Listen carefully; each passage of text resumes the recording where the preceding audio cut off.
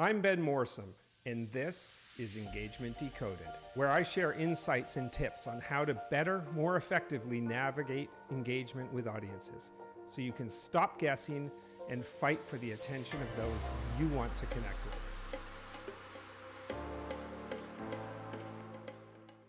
Engagement. We all want it. We all talk about it. We spend big money trying to achieve it. But how many of us can actually agree on what that really means? But I found in my nearly 30 years experience working with leading organizations on their experience design that the word engagement is often meaningless. It means nothing. And we hear it every day, over and over, and that's a problem. Let me tell you why that's a problem. Defining audience engagement is important for three main reasons. First, behaviorally, when we can all agree on one definition of something, it keeps us honest. I've seen companies use the word engagement meaning different things at different times, depending on what makes them look like they've achieved positive results. For example, if Twitter mentions are up from last year, but attendance is down, guess what's the only thing being shown in the readout reports after the event?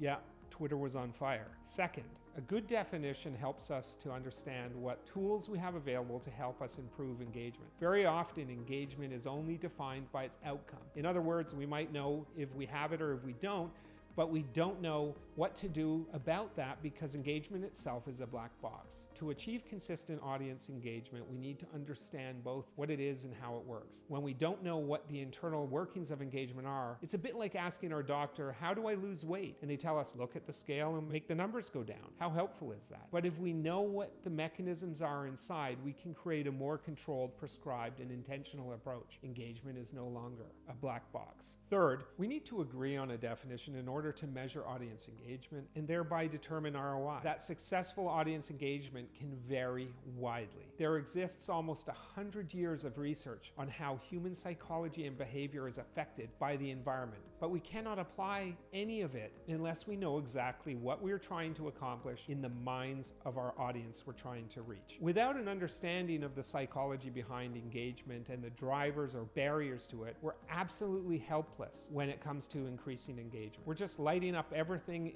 in giant flames in the dark, blinding people and hoping to hit something. The reality is, it is often a simple candle that is all that is needed. Thanks for joining me for another episode of Engagement Decoded. Do you want to learn more? Hit that subscribe button below and never miss an episode to learn how to increase engagement with your audience. I'm Ben Morsom, and thank you for watching.